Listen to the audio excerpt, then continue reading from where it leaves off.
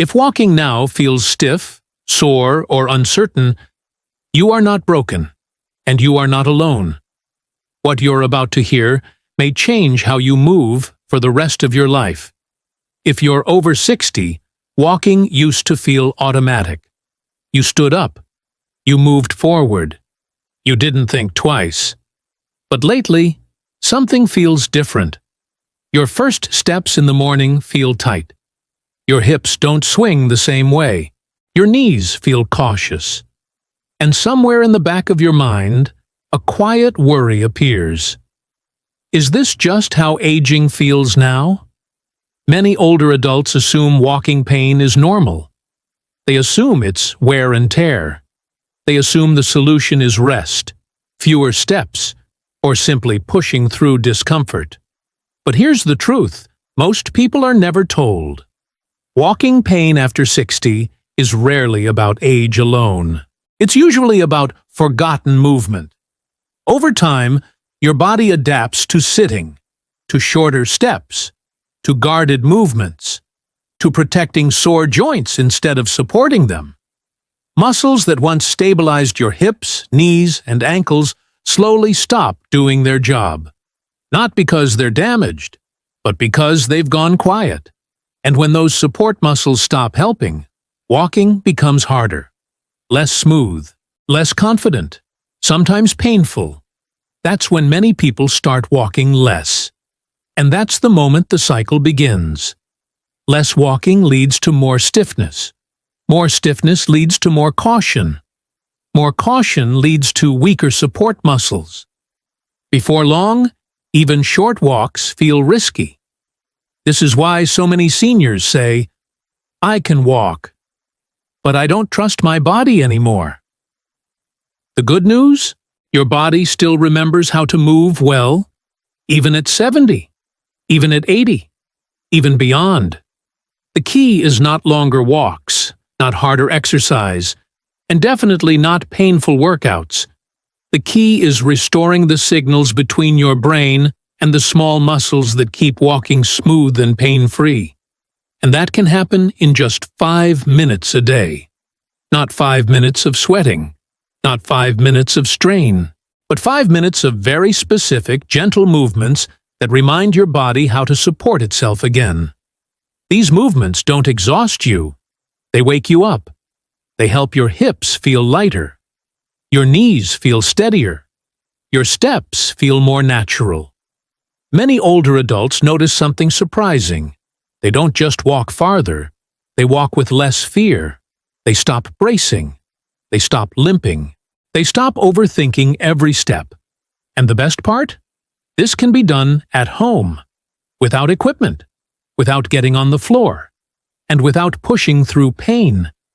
In the next part, I'll explain why most well-meaning advice for walking pain actually makes things worse, and why the body over 60 needs a very different approach to move comfortably again. But first, there's one critical mistake nearly everyone makes without realizing it. And once you hear it, you'll understand exactly why walking has felt harder than it should. Here's something important to understand.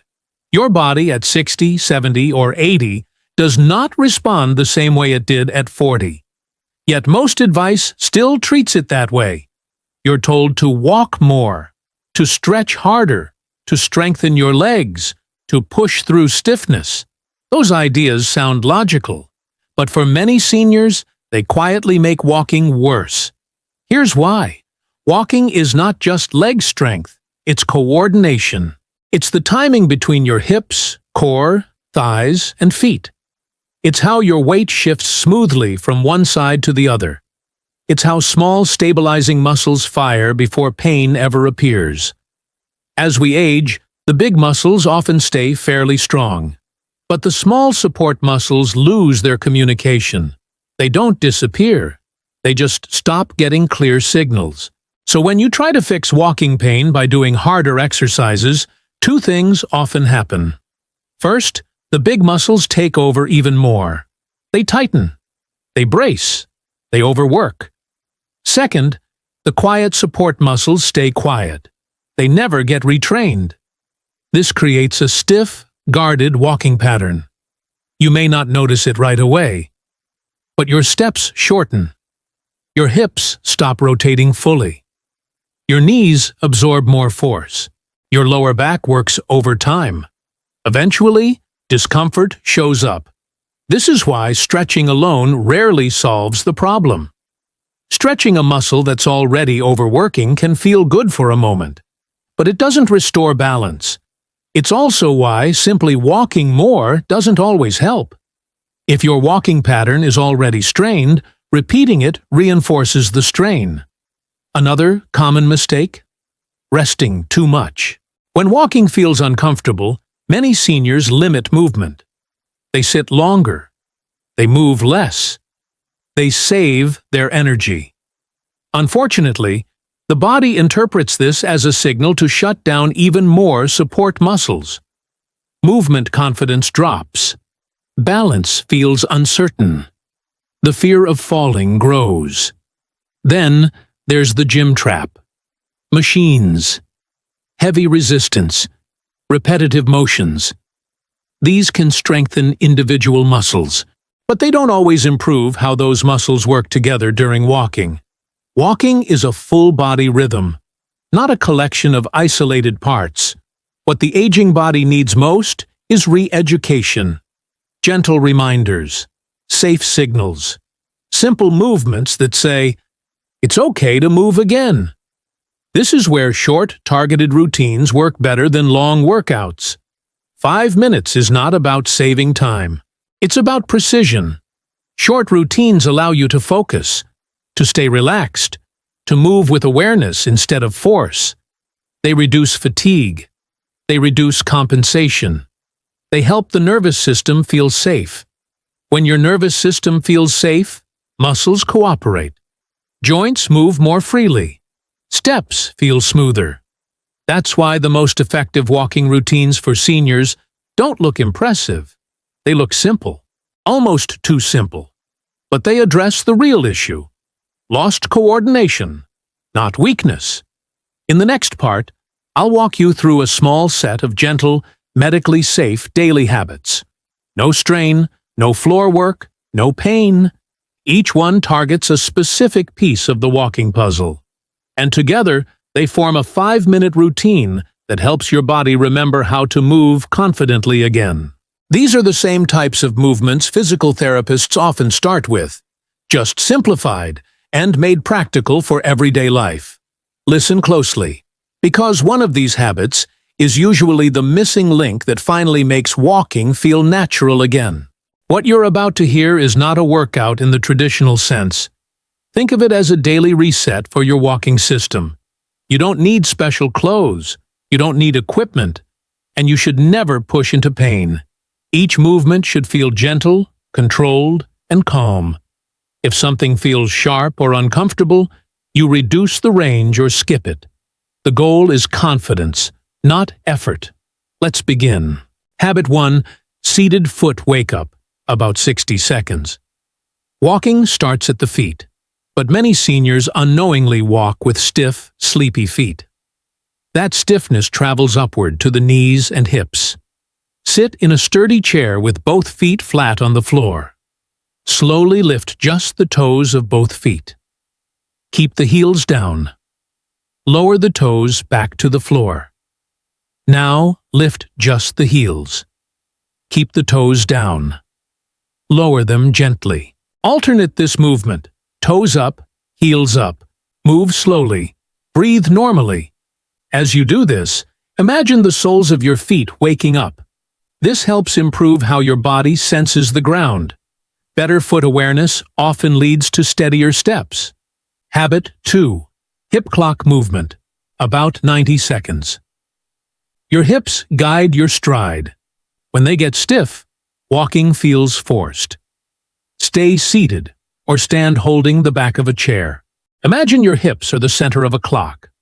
Gently shift your weight forward to 12 o'clock. Then back to 6 o'clock. Now shift to 3 o'clock. Then to 9 o'clock. These are small movements. No strain. No leaning far. Then make a slow circle around the clock. One direction, then the other. This movement helps restore natural hip motion without stress. Many people notice their steps feel lighter afterward. Habit 3. Standing weight shift, about 90 seconds. This habit rebuilds walking confidence. Stand near a counter or sturdy chair for support. Shift your weight onto your right foot. Keep both feet on the floor. Hold for 2 calm breaths. Then shift onto your left foot. Hold again. Go back and forth slowly. As you shift, allow your hips to move naturally. Don't brace your knees. This teaches your body how to accept weight smoothly, one of the most important parts of pain-free walking. Habit 4. Gentle march with support, about 60 seconds. Still holding on to support, gently lift one knee just a few inches. Lower it slowly. Switch sides. This is not about height.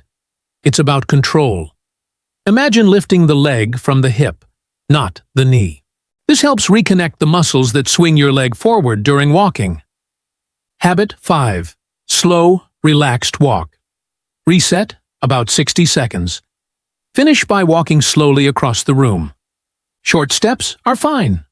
Focus on rolling through your foot, heel to toe. Let your arms swing naturally. Breathe. This reinforces the new movement patterns you just practiced. That's it.